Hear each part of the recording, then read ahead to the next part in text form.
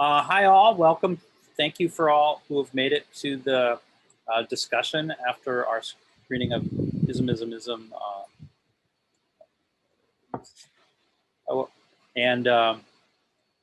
So this is, I guess, the final Ism screening that Filmforum will hold. There's one more to come through the Pacific Film Archives website, but the information for that is also on our website. For those of you who are new to us, Filmforum is the city of Los Angeles' longest running organization that specializes in the screening of experimental and avant-garde film, video art, documentaries, experimental animation. We've been around for 45 years. I'm Adam Hyman, the director of it. And for Pacific Standard Time, which happened in late 2017, early 2018, we did this major project called Ism, Experimental Cinema in Latin America, or Ismo, Cine Experimental in America Latina. There's a lovely book. Let's see how the visual picks up the book. Maybe Jesse, you can hold up your copy, maybe it'll show up better. So I need a green screen. So, and just to give you a heads up about something we have coming up is next week we have the filmmaker Anal Shah, who's from India and is a photographic background, has two really beautiful films in India. He'll be here, or he'll be online to screen those films and have a conversation with him. In the same way as this was, it'll be a sliding scale for admission. So if you're a little short right now, pay nothing, and if you have more, if you have something, hopefully they'll contribute. And I wanted to point out the whole Ism project was made with the generous support primarily of the Getty Foundation, who's behind the whole initiative of Pacific Standard Time. And we were very fortunate to receive additional assistance from the Mike Kelly Foundation for the Arts, the Andy Warhol Foundation for Visual Arts, and the National Endowment for the Arts. So we were able to come up with like 28 screenings that happened in Los Angeles. And Manuela and Claudio were both able to join us in person in Los Angeles for some of that. And it's been touring for a couple of years, and we decided to show a few of them online. It is this final set of films, and this is one of the odd advantages of Zoom, at least. You can have sort of conversations with anybody in the world. Obviously, the presentation of the films themselves is not as good as it would be if we were in a nice darkened theater with the image really big. But hopefully you enjoyed the show. It's a really fantastic set of films. Finally, I've put the program notes in the chat, and those are also available on the Filmforum website for this page. And the other thing is, I'm not sure if any of the people viewing, we could conduct this in Spanish if everybody is conversant in Spanish. It would certainly simplify things. So if anybody who's viewing is not fluent or functional in Spanish, please send me a quick note in the chat. And okay, Kevin. Okay, so we'll try to have everything will come back in English. Some things might be answered in Spanish, and then Jesse, perhaps you can do a translation for Claudio if there's some things that he's better. It's easier for him to express in Spanish. Try to do a simultaneous. Puedo traducir. Yeah. Okay, and with that, do you want to talk about going to view Claudio's piece again as well? So I'm going to hand it over to the co-curator and co-editor of the book and the series, Jesse Lerner. Jesse? Well, thank you, Adam. Claudio pointed out that there's some sort of technical glitch when his film was uploaded. The frame rate and the aspect ratio were both distorted. So in order to watch it properly, I propose the following. If we were to go to this link, it's short. It's just, what, 6 minutes long, 7 minutes? 7. Okay, so could we watch this together? with the 4:3 Super 8 aspect ratio rather than the stretch 16:9, and with the proper frames per second rate, and then reconvene in 7 minutes. Does that sound good to everybody viewing? Thumbs up.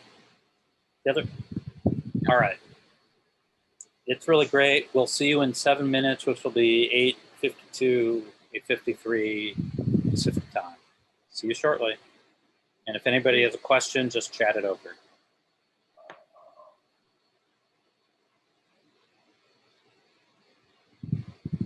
Manuela, you're in Mexico City? Mm-hmm. And Fun. you showed at the Egyptian when we did this program, and then at the Tamayo, and you've shown your work all over the world at the, Rotterdam Film Festival and Antimatter and Toronto Film Festival and MoMA and the Cineteca Nacional, and you're joining us from La Ciudad de Mexico, no? Exactly. And Claudio, you joined us in, when was it, October of 2017, when we presented a series of, your workshop at Cal Arts and a series of your films here in Los Angeles and also at the BAM PFA in the Bay Area at Berkeley. And maybe we could start with you because we just saw your film properly. And I mean, it raises a lot of questions. One, because I think of, instrumental music, música que no tiene letra, ¿no? Música instrumental tiene su estructura, and here it seems like you're referencing the, well, what would you call it? The tonic chord and the fifth in Indian classical music, right? You're using a musical structure que tiene una estructura musical, el corto que vimos, o tiene una referencia a la música y la manera en que la música instrumental tiene su estructura, pero aparte hay el aparato, ¿no? La máquina, there's an apparatus. So maybe you could talk about either of those two things. Yeah, there is a lot of things there. The reference to Indian music, this vadi, samvadi, that means the notes that are played more quantity of times during the raga, means that they are complementary. I choose the title for the phonetic sound. I wanted a musical sound in the title.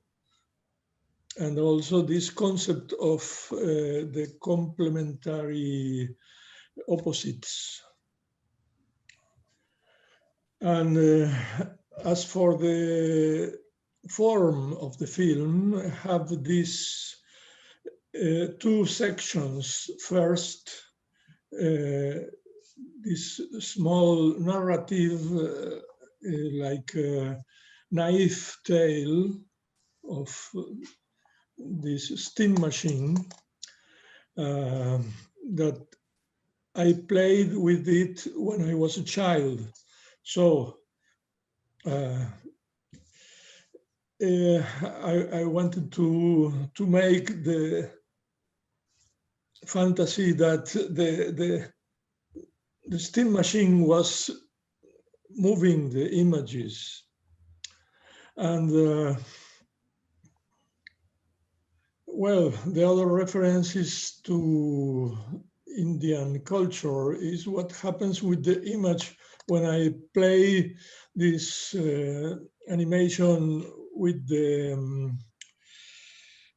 zoom, I mean with the focal distance variation. Yes, that everything that is in the center of the image, tends to be quiet, and what is in the periphery of the images is moving more intensely. as a radial movement that that leads us to the idea of mandala and also the yantra, that is a diagram made with triangles, ascendant and descendant. That is a representation of human forces. And well, this vibration is also the representation, the rudimentary representation of sound. So that is a musical or a sound reference also. And there was many things there in the making of the film that I was not completely rationally studied. And I made this as a game, and it was the idea of also like to make a meditation object, and the process itself of making the film was meditation, like a discipline. But is it fair to say that I mean, I realize it's a different musical tradition, but in the raga, the vadi and the samvadi, it's almost like the tonic and the major fifth in a Western scale, right? That you're using this musical structure.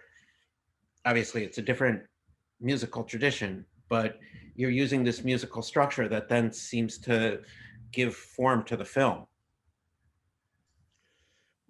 Well, yeah, so the Vadis and Vadi are not exactly the same in the Western tradition, because these notes are what are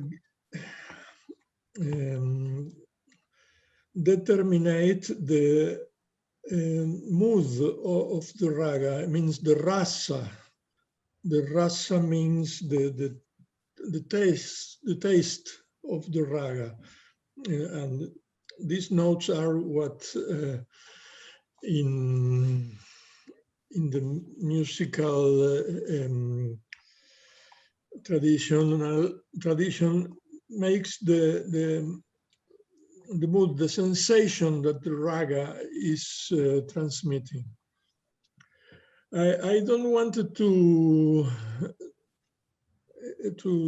illustrate this, but this movement of complementarity of two languages in the same film, and also this movement in inwards and backwards in the shot, in the focal distance movement. And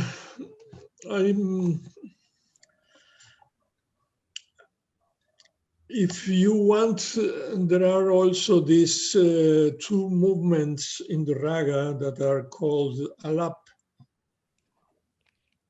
jor, and jala. In reality, are three movements. That is the exposition of the melody without any rhythm, the same exposition but with rhythm, and the third is that this very quick,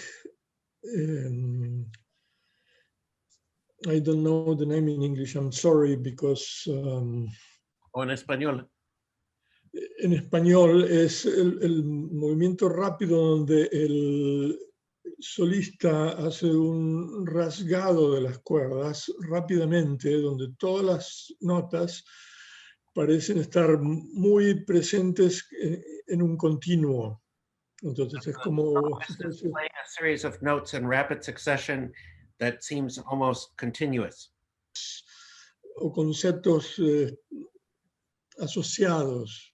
pero no necesariamente están determinando ninguna estructura.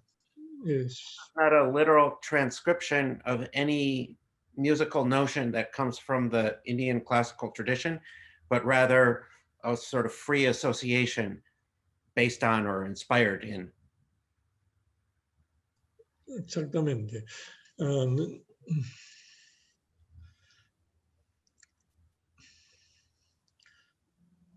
Manuela, I have a question for you. Because, you know, if we think of music or instrumental music, you know, we recognize the beauty, you know, depending on what kind of music you like, but assuming that we all like some kind of music, we connect emotionally with the music. It speaks to us, and assuming that there aren't lyrics, it's speaking to us in this completely abstract language, right? It's the tones and the combinations of notes and rhythms that move us. And it seems like your film connects to this other kind of long tradition of abstraction, which has to do with the visual. You're working from a series of sculptures. They're abstracted shapes, and their shadows, their lights, their colors. But again, it connects with us emotionally in a way that's, you know, through the eyes rather than through the ears. Can you talk about your relationship to these objects that we're looking at? Of course. I mean, I think in that same, it's really inspiring to see Claudio's film now as well, because, for example, what happened to me since I made the film is, let's say first, having never done a film, somehow thinking in terms of abstraction, it seemed a first thing to respond to was the role of animation, and where did animation exist? Is it really something that is done because of the camera effect, or is it something that is happening because there is a perception over time, and perception over time changes our ideas of what we're seeing, and somehow this object then starts getting dressed with thingness or like a sense of alive. And since then, for me, it's then these were like objects, and since then thinking plants have been like the new step up. So in that sense, it was really nice to see Claudio's film, The Meditation. And I'm not very familiar with the raga in terms of music and so on, but for me, the approach we had for the work of the sound, and even the objects as well, just aesthetics in general, right? Like they are charged with a character. What did it signify to have a form that was analogous of the human body? No, because the objects were molded by the hand. And what happened when this form had a sharp cut and it stood for a sort of machinery construction? And what happens when you see either one under a certain notion of time, or wedged before and after other images? Let's say you have something that is more round shaped and then it cuts to something very sharp. What kind of dialogue it created? So in that sense, I was thinking of this abstracted visual narrative, but that it's kind of like charged with emotion the moment that it's pointing so much at sensory experience.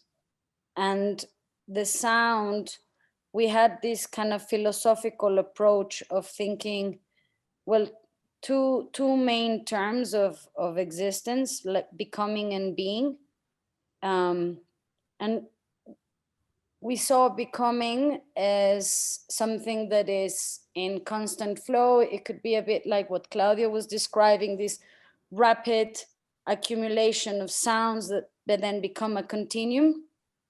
And then being was just sort of a bit like a sign, the presence of notes, of elements, of nearly short of time, you know, just kind of like glimpses, and how they related to the person seeing the film in terms of headspace, like becoming, the sounds we called becoming, me and my sister that did the sound, where what you could also call textures or things, or drones. And the drone has this kind of beautiful effect of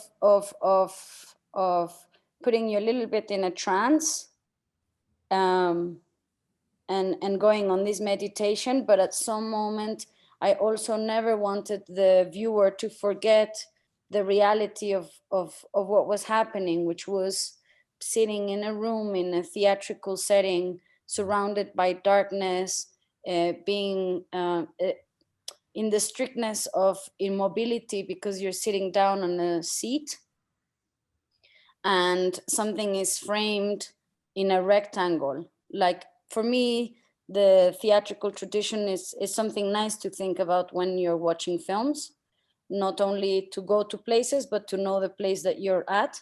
So we chose the being sounds as a kind of clap to bring you back to the attention, away from the imagination and then going away, you know. So like it was like droney, and then click, and it's like, oh wow.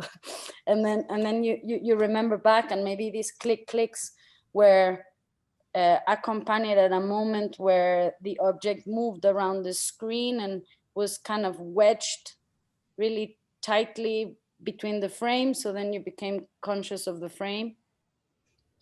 So it's kind of these little structural games that you do as well, like and also, I mean, in the same way, like Claudio was saying, that the steam machine was kind of like evoking the images or causing the images, this kind of alchemical exchange of values, of putting something as the creator or something. I would take decisions like this that then they were secrets that I wouldn't tell people necessarily about them, but where I charged objects, the different objects and the sounds with meanings, and somehow made them be responsible of the animation a little bit, like the creators, a bit like the steam machine, but you just don't see the little steam machine kind of sensation. Well, I think I see these connections between the two films that each of you showed in the program. Maybe Manuela, I think of, going to see sculptures or abstract objects in a gallery space or in a museum, where the viewer has control over how long I'm going to sit there looking at it and when I'm going to move to some other position. And here you make that decision for us, right? Mm-hmm. So you're sort of dictating our experience or our walking around, and how close we're going to get and from what angle we're going to view the object. Can you talk a little bit about your process of making those decisions for the viewer? Well, I think, I mean, they were for the viewer, but at the same time, I mean, in that sense, being a first film, they were a bit for me. So it's basically the beginning of the film is the beginning of me dealing with the material, and the end of the film is the trajectory of the film is the trajectory I went through in the exploring the images and discovering how to relate to them and learning to edit and so on. Like you would say, if I walked into a room and I came in from the door and then took a left, took a right, and that was the little path that I took, the film is the path. So if you were to make that pairing up with parkour or like something around the sculpture. Yes, here the experience for the viewer is being locked to that one trajectory, but there is a multiple angle experience that somehow an object gets first experienced through this angle and then later appears through another angle. So it shares this conflictive notion with the reason that sculpture has, one of the main attributes of sculpture is that it is something that you can experience in a 360 dimension and relation, versus a painting, no? That It's flat. it's flat, and somehow they've also hidden the back of it, right? Even as an object. And minimalists were a bit like concerned with the fact that the canvas itself was not being acknowledged, no? And so in this sense, it's a weird tension, because you're somehow taking away from sculpture its big mojo, but at the same time, because of time, it does give the illusion of knowing this as a hologramic or three-dimensional, and if not as something that you circumference like this, as something that you start going into, a little bit like what Claudio was saying, that was happening with the approximation, right? At least maybe that also happens, which perhaps maybe in sculpture we never can, unless you get on your four legs, on your knees, and just get really close and cross your eyes a bit and try to see the sculpture from really up close and so on. But and then the film in that sense takes the sculptural experience a little bit further into something that is completely of the imagination, because you don't actually go inside the material, but film has this sensation of de entrarte, of going into, no, something. I think it was kind of accidental that these explorations happened, and it was just I was just very bogus by seeing abstract films, and in some cases, when they try to make really abstract films and hide what was being filmed, I could always see what was being filmed, so in that sense I could always see it as documentary. And then I was like, well, aside of some films where the image gets created in the strip itself or with the machinery, I could see the objects, or I could see the plants, but maybe I could see that they had just put the glass distorting it in front or something. And so then I wasn't meeting abstraction completely. And also in Santa Clarita, there wasn't something really I wanted to abstract. And so I took on the responsibility of creating abstract translations of thoughts and ideas and colors and and so that's why I made the objects, and I enjoy making things, but it's not even like I have a very strong tradition of sculpture. This is the most sculptural I got. Yeah. I have a question for you. Because we know, I want to talk a little bit about the flicker in your film, because we know that, we watch a movie and half the time the screen is dark, and that it's a series of still images being projected, and that, between our eye and our brain, te pregunto en español, que hay una ilusión de movimiento, pero lo que estamos viendo en la pantalla son imágenes fijas, ¿no? Son una serie de fotogramas que da la ilusión del movimiento. That what we see in a movie theater is not actually a moving object, but a series of still images that are projected in rapid succession, and between each foto fija, each still image, there's black.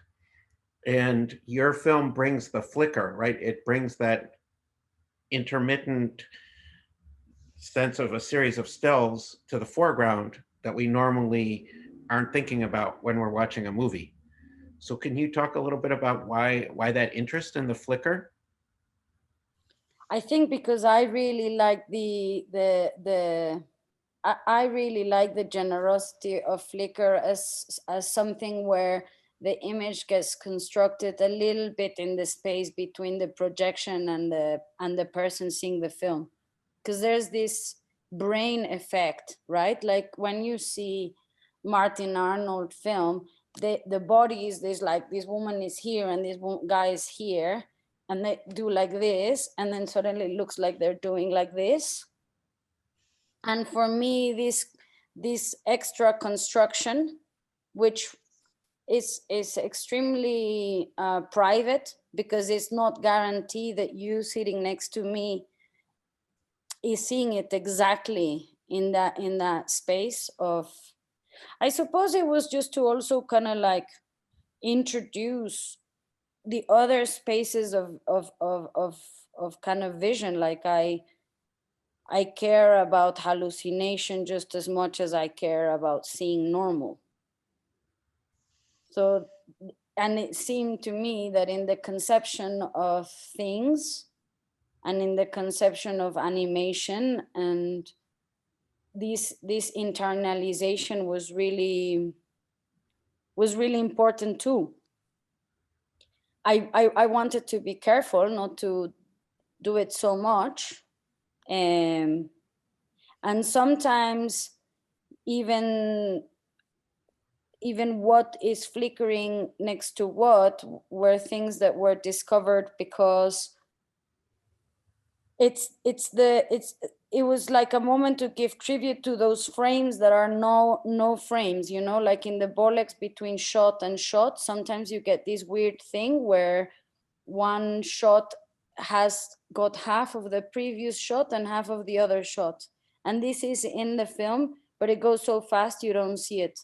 So then, because I also had a not very pure approach to film and editing, I digitized it, then I edited, and then I reshot it. I was able to take these little frames that are kind of, yeah, like surplus, or they're the peripheral stuff of, you know, like this is the shot and these things are always around. And somehow I wanted to see those two, and the only way to see these single frames and get a notion of them was through flickering and like repeating them, because they didn't exist, so they existed only as one. So I think that's when it came. Claudio, can you talk about the flicker? Yeah. Well, when I made the film twice. The first version was in 1976, and that original was lost in a mailing. So I made it again. In the first version, there was detail that is not in the second. That is, I made a series of graphics with graphic representations of the oscillations of the zoom animation.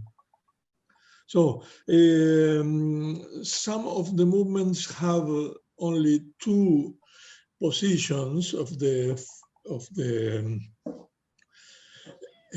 zoom ring, and some have four. It's a more complex form of vibration. This is very rudimentary to represent oscillations of sound. And what was interesting for me is precisely that it is not perceived as a movement, but a substitution, a very fast substitution that can be also confused as overimpression, as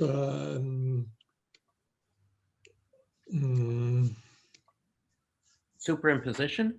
Superimposition, yeah.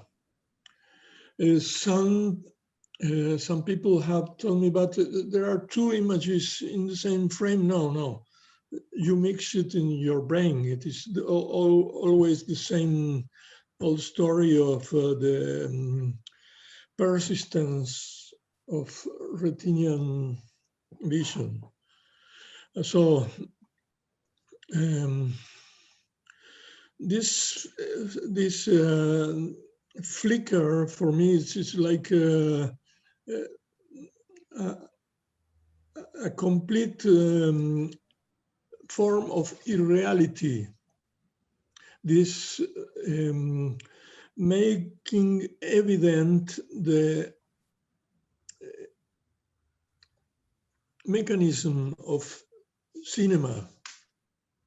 It is a vision absolutely artificial, and the effect that produces in your brain is the situation of trance. It is not exactly hypnotical. It is not hypnotical. I don't think it is hypnotical. I think that is an image, this flickering image, that induce you to analyze what is happening with your perception and your brain when you are looking at it. And for me, it's not hypnotical at all. I never thought that. But many people say, well,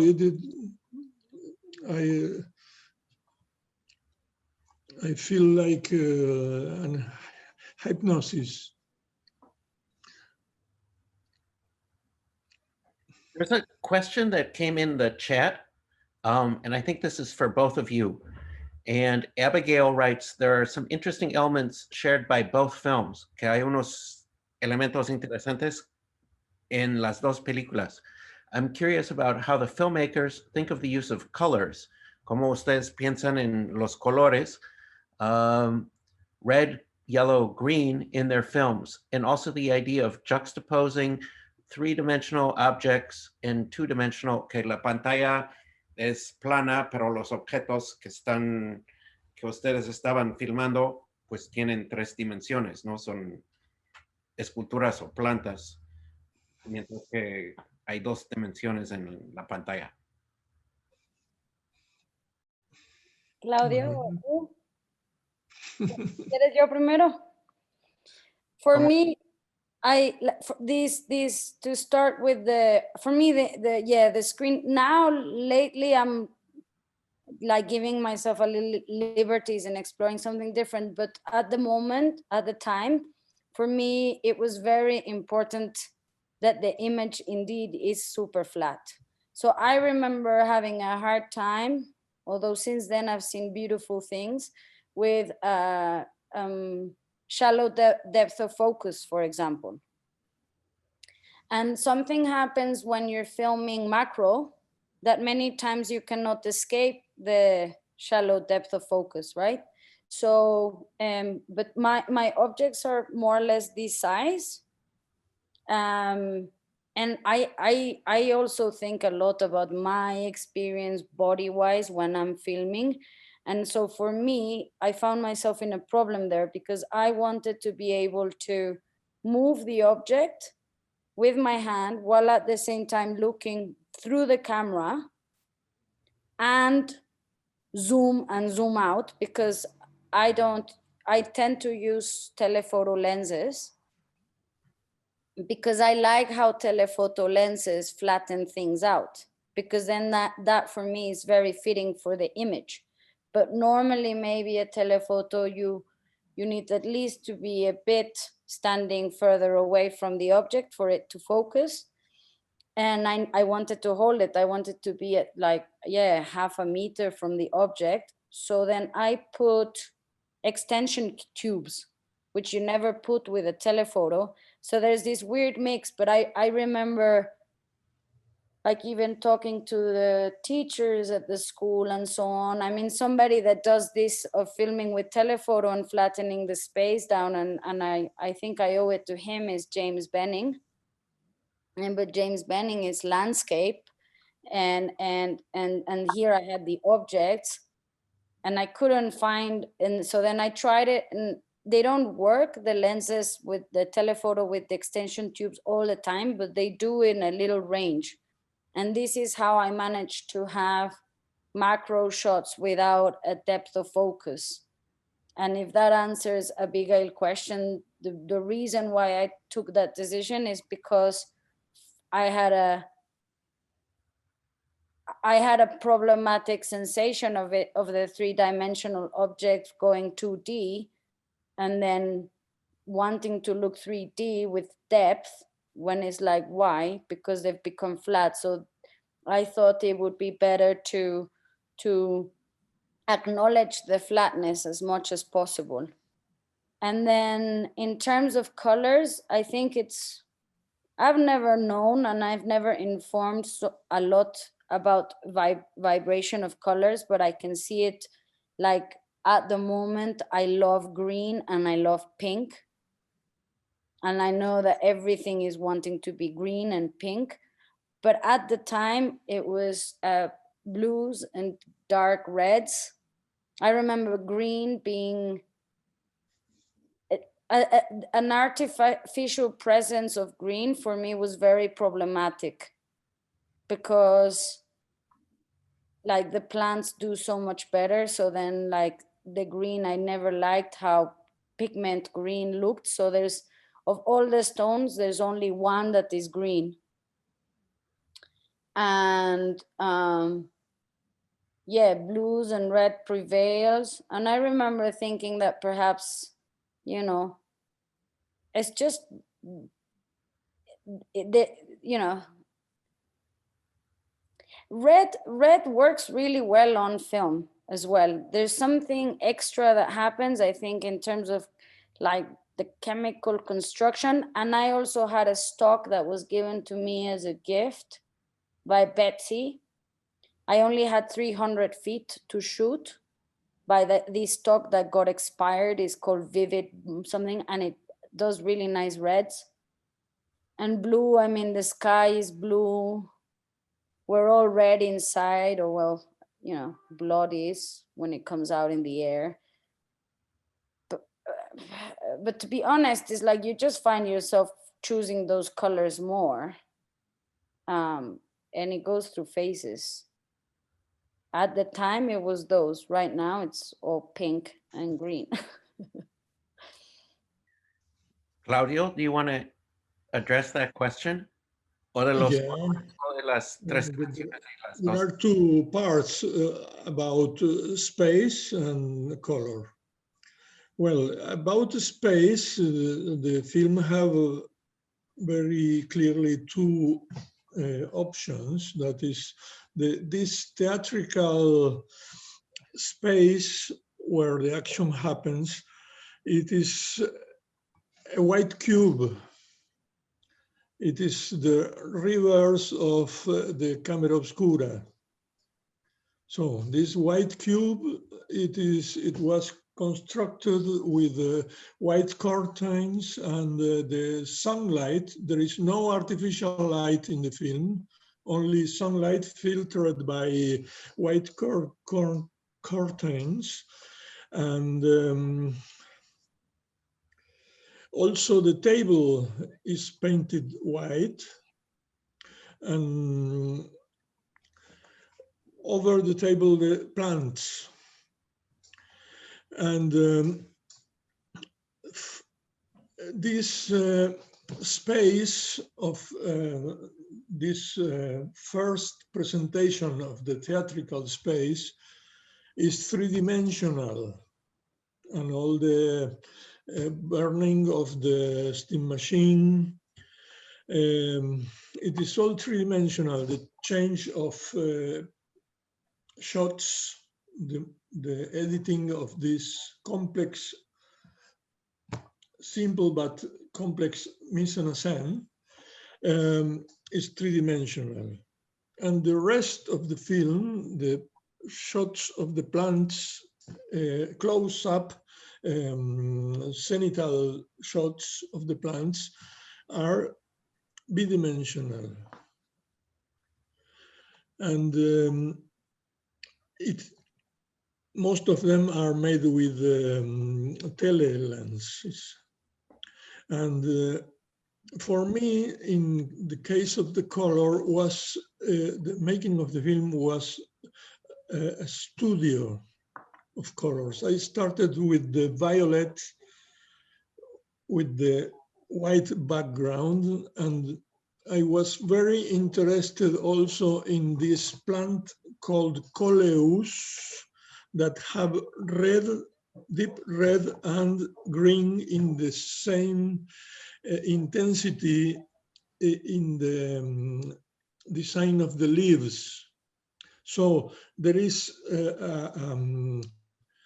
a color polarization in itself in the color of the leaves, and this is intensified by the vibration of the flickering.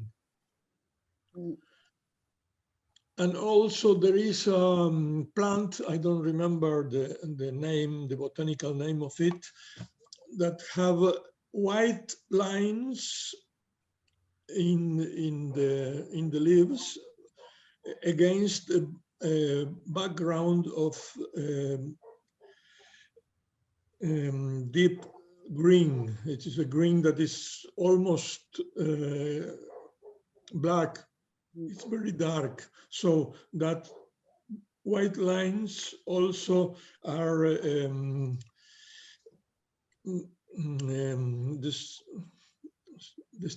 se destacan muchísimo contra ese fondo oscuro. Y yo me reservé para el final el rojo de la rosa.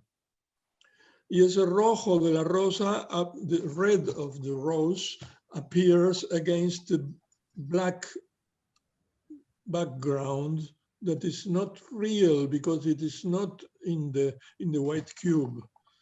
In the sequence, this rose appears almost abstract because it is not in that space, because have this black background. And the last shot of the table with this series of booklets that have the colors of the rainbow that are animated with substitution, it is also like a coda of the musical structure. And also in that shot, also the three-dimensional space returns. You are back in the theatrical space. Are there any last words you guys want to share or say something about what you're working on now? I would, because I mean, I hadn't thought about it, but I think it's kind of your fault in a way, but in a good fault thing, Jesse, but we were saying it before. So when we showed in Filmforum, the subject of kinetism came, and the subject of these sculptural objects that, you know, move and so on. And the film that is in this program was very strict of having only one kind of like point of view, right? Like the camera always in front of the object, this singularity. And so then somehow I was invited by curator and filmmaker Mika Tanila to do a project for Oberhausen. And at the time I was really stuck, but I was starting to think a lot about plants. and thinking about plants and reading a little bit about kind of philosophy of plants, this idea of multiplicity became super important. And so somehow that concept of multiplicity got mixed up with whatever you planted in my head about kinetism and these traditions. And I found myself making a mobile for a friend that had a baby coming, and I thought that would be nice for the baby. And I discovered in the making of the mobile, I mean, you have the option of making a mobile downwards, upwards. So you take the objects, you balance them, find the center point and go up. But if you don't know how to make mobiles and you start downwards, it's a really complex process of the thing constructing itself until it finds balance. And I found a very reassuring notion that suddenly the notion of balance, which I thought always could be a bit problematic when you're working on a project and you're thinking, oh, maybe it's going too much on this direction and you want to balance it on another direction. Whatever it's imposing this dissonance or asking for balance could be just canons of aesthetics that are passed down to you by something that it's already accepted and is considered balanced and then positive. So when I'm working, I find it that if I see that I'm like creating balance, I get a bit worried that this might be, I don't know, some outside influence. And the making of the mobiles in this way, when you go up from down, it's balance is not a problem. Balance is what you have to do for the thing to function. And this object is therefore functional. And it's got this anchor point, a bit like plants do, you know, that they're anti-nomadic, they're somehow fixed, rooted, but there is a sensation that the word is being perceived by the leaves that adapt themselves and move and have multiple register. And so I created a mobile with little Super 8 cameras to film these other sculptures. And I had, it's not noticeable in the edit of the film that was gonna get shown right now, but because of COVID, it was postponed to next year. But it's also observing these sculptures, and there is motion in the camera, which the other film didn't have, but it's not a motion that comes from my body. It's a motion that comes from the wind and how it decided to spin these things. And I figured out that perhaps if I respected the order in which the 4 cameras had filmed the objects, like you would, for example, with a football match, you respect the event, but the points of view change. Then what maybe I thought would be that the person seeing the film would start seeing the structure that it's outside of the image, right? This hologram of positions, this like this acknowledgement of space, no? And suddenly would see these other object, these machines somehow in their mind. And really the image is just something substitutable, one from the other, it doesn't matter. The film is so bananas and so like, you know, there's a lot of turning and dizziness to watch, and all the Super 8 cameras are different and they have different color, that there's so much changes that I don't think someone not knowing the film will ever know this, but too bad. That was the experiment. But yeah, it's kind of interesting to be in this talk now, because if we hadn't been on the other Q&A and then you hadn't put me in with that problematic, that then I had to do something about it, then all these decisions wouldn't have, this new film wouldn't have happened. And I think that's really nice. Let's see how it plays out. But Well, That's a little bit, it's got plants, it's got little doubleness at some moments. It's kind of nice. well, I look forward to seeing it. Yeah. And Claudio, unas últimas palabras o quieres decir algo sobre lo que estás haciendo ahorita, proyectos nuevos? Acabo de terminar un video que filmé antes de que comenzara la pandemia en enero. For the pandemic. I shot a video in January in sunflower field, and it was and I composed the music also for it, and it was premiered in the Festival de La Coruña, Festival de Cine Periférico de La Coruña last month. Was premiered there, and it is not in public yet, but after this year it will be. And I was composing music for a French avant-garde film called The Seashell and the Clergyman. A classic. It is in my YouTube channel if you want to listen to it. Mm-hmm. And well, that's all for now, because I'm making Super 8 multi-projection performances that now I can do it. Because we have not presential screenings now. I know. We'll wait for that. I'm sorry for that. No. Vamos a esperar para verlo en vivo. Okay.